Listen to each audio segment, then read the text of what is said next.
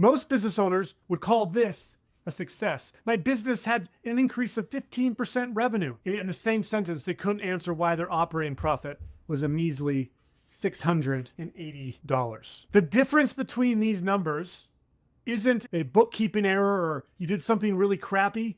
It's the difference between running a business that controls everything about you, where you pour your whole heart and soul into it, and yet it just doesn't seem to produce the amount of money that you wanted it to. And then in contrast to the one that you actually are the investor in, the owner of. Every business owner feels this tension at some point. I make all this money, but I'm not getting anything out of it. Something's missing. And the strange part is you're probably working harder than you ever have, and the payoff keeps getting smaller and smaller. So you go looking for solutions. You hire that marketing coach. He's really good. He's generally very good. But 6 months later, you're in the exact same boat. You're working just as hard and margins are still shrinking. So you try out the sales trainer. Then you try some AI stuff. Then there's the peer group and then another one. And then 6 masterminds later, nothing is different. None of these people or groups or products are necessarily bad at solving business problem because that's not the problem. The problem is every single one of them is trying to solve just one piece of your business. And they're subconsciously implying that it's going to solve the whole thing. A scalpel is great if you already know where to cut. Most business owners are guessing where to cut. That behavior, the guessing of how to fix my business, is the definition of an owner-operator. I'm guessing what to do. I'm hoping that if I just do this one thing, it'll solve all my problems. You can be successful as an operator. You can be 7-figure revenue, 8-figure revenue. You can be doing things that most Americans, most people would be envious of. And yet you still don't have a business that's exitable. Your wealth still isn't durable. And it feels like everything you try doesn't actually move the needle towards getting you to where you actually want to go. Contrast that behavior of guessing what to do with how an investor behaves, the way that they think, the way that they behave, and you're going to find that you start to operate your business differently. If you ask an investor what to do with thin margins and effort that's really high, the first thing they're not going to do is reach for a sales trainer or a mastermind to solve their problem. They're going to diagnose the problem first. They're not going to spend $1 without some sort of predictability on the other side of what's coming back and how it actually moves your business toward the valuation that you want when you actually get to what it is you're building to. Operators and investors behave differently. And that's what I want to show you today. I don't want to give you a list of individual tactics. I want to show you the actual difference between an owner and investor in how they actually behave. The difference between predictability and busy is more often than not the difference between actually reaching the things you set out to build and ending up exactly like everyone else. Sure, you're going to be comfortable, but it's going to be indistinguishable from the people you swore you'd never end up like. Owner operators and owner investors, they just simply behave differently. So let's look at marketing, for example. If revenue is dipping and you're operating like an owner operator, one of the first thoughts that's going to come to your mind is, I've got to increase ad spend. But you have no idea if the increased ad spend is actually the problem. You didn't check. You just jumped straight to, let's spend more on ads. The investor in that exact same situation isn't going to touch ad spend because the first question is, do you even know what it currently costs to get a customer? And not just get a customer, but get a customer by channel. If you don't know what that number is, how on earth do you know if you should increase spending at all? What's been the trend over the last 3 months? What's been the trend over the last year? Can you feel the difference between those two behaviors, those two ways of thinking? One is trying to identify the actual heart of the problem. The other is just guessing, and they're hoping that it turns out. Here's another one. You run a promotion because you have a slower month. The owner-operator runs that promotion just to keep the business at the same level that it's currently at. The same customer flow, but they actually haven't checked what it did to their margins. They weren't tracking that. The investor, on the other hand, is checking the margin against the promotion. Maybe building an upsell downstream. They even ask a different question. Is this still going to get us to our goal over the next 90 days? Or did we just try to stay busy without being busy with profit? An owner-operator who's just trying to figure out, how do I get in front of more people? So the idea comes to them, maybe I need to be posting on social media more. Maybe I need to be building a bigger brand. So they hire a social media specialist to get their brand out there, to get their brand bigger. The problem is they're making the assumption that's going to fix their revenue problem. That's going to fix their profitability problem.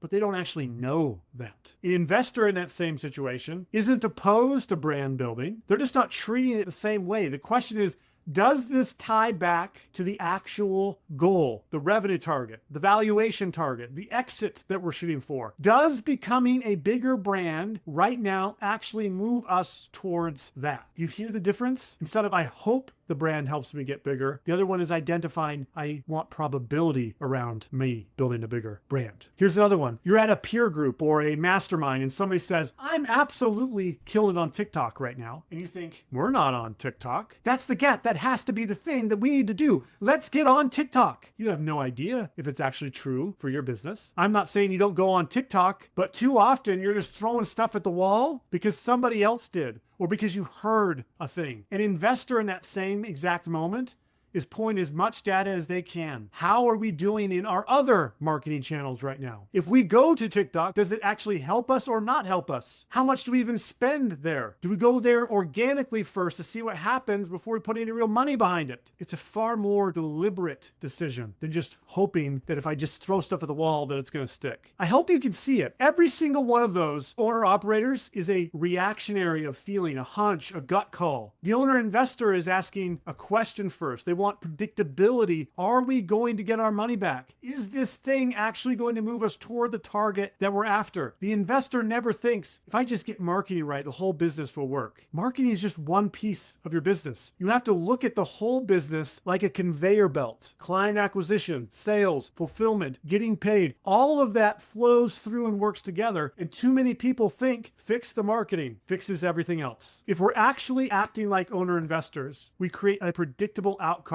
toward the future we actually want. It's that level of deliberateness that we have to move towards to create the outcome that we're building towards. Let me tell you about an HVAC company we worked with. They'd been in the industry for over 20 years personally. His whole family had been in the industry. This wasn't a, I want to be an HVAC and my dad was an engineer type of a story. His dad was an HVAC. His dad's dad was in it. He was the biggest fish in his market 10 years ago. He grew very quickly, but as more HVAC companies started popping up and as private equity started getting into the space, he slowly but surely was losing market share. So his growth slowed down, so much so that he actually started to panic. He was still doing 7 figures a year plus in revenue, but the growth had stalled out.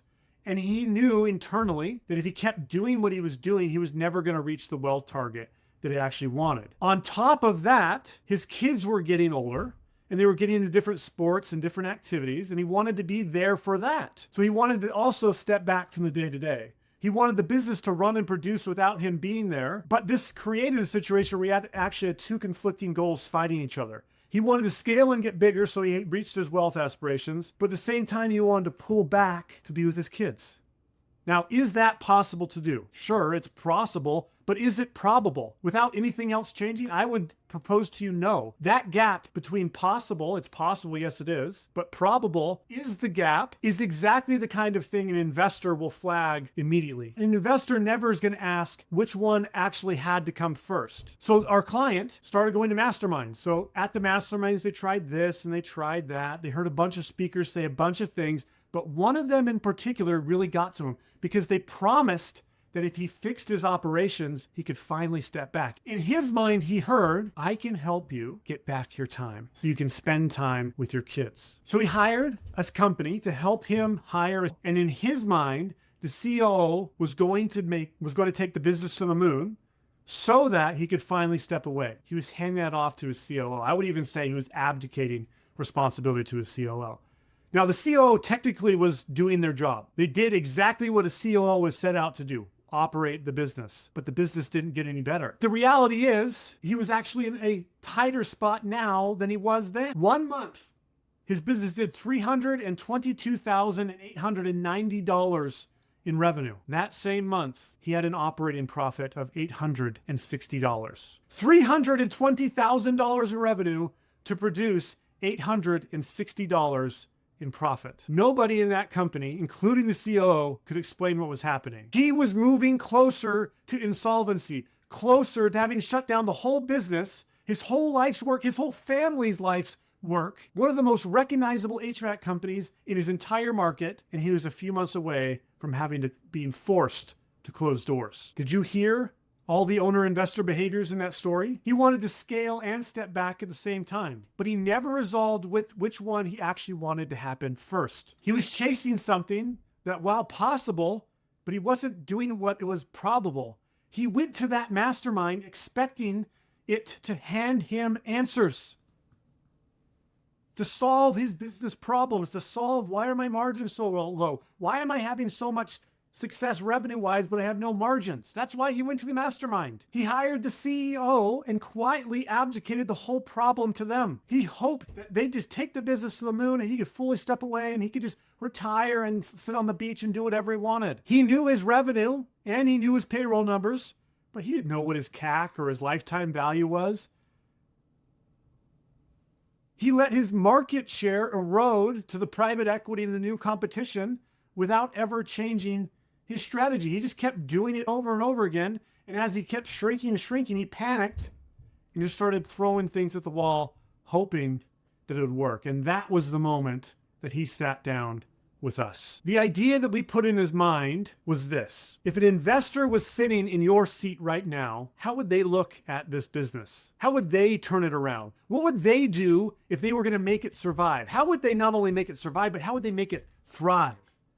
And how would they actually get it to where you want to go? And here are the three things that we helped him implement. First, we got really honest with what he actually wanted. What's the vision, short-term and long-term? Now, is it completely okay to spend time with your kids? 100% yes. I am a massive believer in family. I think it's one of the things that causes societies to fail is when families fail. So should he want more time with his kids? Yes, but you can't build operational independence and aggressively scale the business at exactly the same time, at least not with any sort of predictability. Both of those things being right doesn't mean that both of them can happen at once. You have to choose in order. You have to prioritize one so you can actually get to the other. And because he was prioritizing both at the exact same time, he was getting neither. The second thing we did is we got brutally clear on what his business was actually worth right now.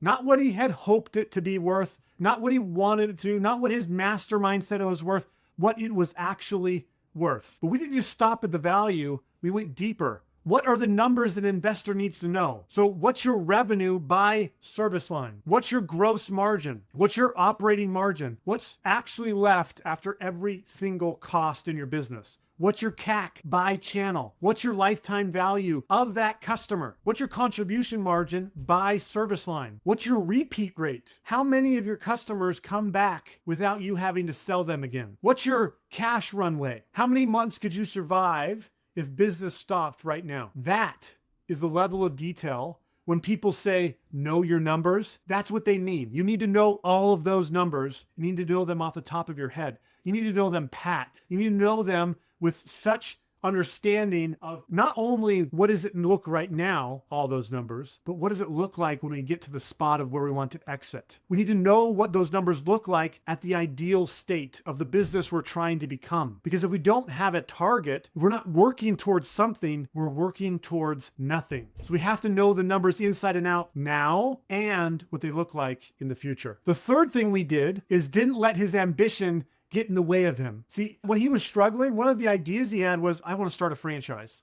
If I just started a franchise, that would solve everything for me. But he was in no place to start a franchise. We had to take a step back and put gates in front of that franchise conversation. You don't talk about the franchise, you don't think about the franchise until all of these priorities are covered off first. So we have to hit these things first. Once we finish with this box, then we'll move to the next set of priorities. Then we'll move to the next set of priorities. And then, and only then, can we actually start talking about the franchise. The franchise can be the vision. That can be where we're going. But when you're trying to use the franchise as the scapegoat to solve all your business problems, you're thinking like an operator. Remember, investors are thinking around predictability, probability. Owner operators just throwing stuff at the wall, hoping it sticks. Things like, oh, I gotta do a franchise, I gotta get a new marketing guy, I got a new sales guy, AI. Just throw stuff at it, hopefully it fixes my problem. Now, hopefully that story gave you a good contrast of owner-operator behaviors on the way that owner-investors should be behaving. But I want this to be deeper. I want you to know, how is it that owner-investors actually are thinking? How do investors think and behave? Because the more you know, the more you can start to model that level of behavior. So here's a few more. Investors ask, if that key employee disappears tomorrow, what happens to my business value? What happens to my revenue? What happens, more importantly, to my profit? And how can I hedge against that? Investors care about protecting their downside. They care about risk. Investors know belief and trust aren't the same thing. You can believe your team can do it and still hold back every key decision that actually matters to you. That's not trust. You believe you've handed them the will, but you don't trust them to actually take it. Investors never just skip to execution. It's always analysis, capital, execution. Investors are going to rank every single client by quality. What's the potential upsell for some of these clients? Do they have the capacity to pay us more? Is there more services we can offer these people? And they're ranking their clients by who they should nurture and who they should care about more, instead of just all my clients are the same. They rank their clients by the potential of, if I service this client differently, I can get more profit out of them. If I get more profit out of them, I can reach my valuation a little bit faster. If you sit on your couch for the next 6 months and do absolutely nothing, you're probably not running a marathon at all, but you're definitely not going to run a 3-hour and 30-minute marathon. If you actually want to run a 3-hour and 30-minute marathon, you have to do something different today. You have to behave differently. You have to deliberately behave differently. Operators are often looking for the hack. So they would think, if I just got better shoes, maybe I can get my time better. If I have the new slick outfit, it's going to help me run a little faster. If I could just drink that special drink or the special concoction, then I'll get to my 3.5-hour outcome. They want something that gets them to where they want to go with as little as work possible. That's honestly what it boils down to. Investors, on the other hand, don't look for hacks. They're looking for the behaviors that produce the highest probability of reaching the outcome that they want. And that behavior might be really hard. It might be really challenging. It might challenge who you are as a person right now because you haven't become that person yet. It might take long hours, but owner investors, they're not gambling on outcomes. They want predictability. They want probability. They want to create the outcome through their behaviors. So the question you have to ask yourself is, am I an operator or am I an investor? The way you answer that will likely determine whether you reach your aspirations or whether you fall short of your aspirations. I'm Justin D. Maxwell. Thank you for watching.